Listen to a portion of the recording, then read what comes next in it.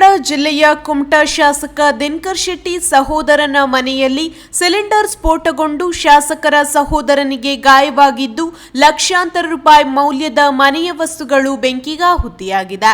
ಕುಮಟಾ ನಗರದ ಕೊಪ್ಪಳ್ಕರ್ ವಾರ್ಡ್ನಲ್ಲಿದ್ದ ಶಾಸಕ ದಿನಕರ್ ಶೆಟ್ಟಿ ಸಹೋದರ ಮಧುಕರ್ ಶೆಟ್ಟಿ ಅವರ ಮನೆಯಾಗಿದ್ದು, ಇಂದು ಕುಟುಂಬ ಸಮೇತರಾಗಿ ಹೊರಹೋಗಿದ್ದ ಅವರು ಮನೆಗೆ ಬಂದು ಬಾಗಿಲು ತೆರೆದಾಗ ಸಿಲಿಂಡರ್ ಸ್ಫೋಟಗೊಂಡಿದೆ.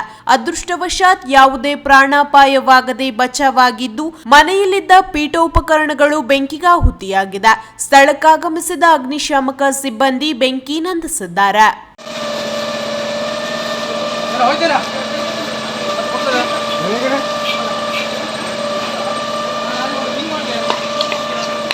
ಯಾರು ಇರ್ಲಿಲ್ಲ ಅಲ್ಲ ಒಳಗೆ? ಇದ್ಲು, ಅವಳು ಇದ್ಲಿರ್ಬೇಕು ಪಾಪ. ಅಂತ ಆಗ್ಲಿಲ್ಲ, ಏನಾಗ್ಲಿಲ್ಲ. ಅವಳು ಸ್ವಲ್ಪ ಸಣ್ಣ ಪುಟ್ಟ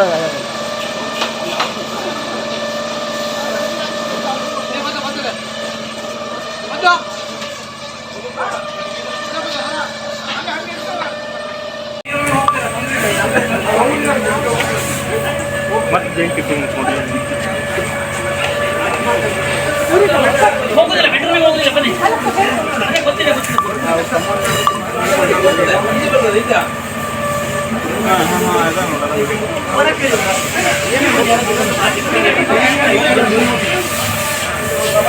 ಬ್ಯಾಟ್ರಿ ಇದೆ.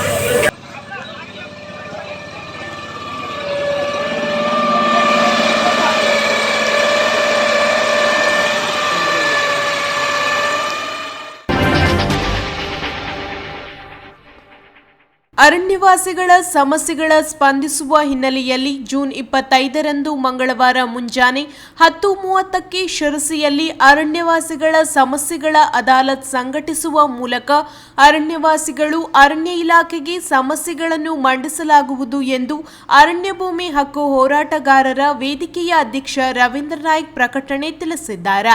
ಜಿಲ್ಲಾದ್ಯಂತ ಅರಣ್ಯವಾಸಿಗಳ ಸಾಗುವಳಿಯ ಸಂದರ್ಭದಲ್ಲಿ ಉಂಟಾಗುತ್ತಿರುವ ಅನಾನುಕೂಲತೆ, ಅರಣ್ಯ ಹಕ್ಕು ಕಾಯ್ದೆ ಅಡಿಯಲ್ಲಿ ಅರ್ಜಿ ಸಲ್ಲಿಸಿ ಮಂಜೂರಿ ಪ್ರಕ್ರಿಯೆ ಸಂದರ್ಭದಲ್ಲಿ ಅರಣ್ಯವಾಸಿಗಳ ಸಾಗುವಳಿಗೆ ಉಂಟಾಗುತ್ತಿರುವ ಸಮಸ್ಯೆಗಳು ಹಾಗೂ ಜಿಪಿಎಸ್ ಮಾನದಂಡದಿಂದ ಉಂಟಾಗುತ್ತಿರುವ ಕಾನೂನಾತ್ಮಕ ಸಮಸ್ಯೆಗಳ ಕುರಿತು ಚರ್ಚಿಸಿ ಅರಣ್ಯ ಇಲಾಖೆಯ ಅರಣ್ಯವಾಸಿಗಳ ಸಮಸ್ಯೆಗಳನ್ನು ಗಮನಕ್ಕೆ ತರುವ ಉದ್ದೇಶದಿಂದ ಅದಾಲತ್ ಸಂಘಟಿಸಲಾಗಿದೆ ಎಂದು ಅವರು ಹೇಳಿದರು.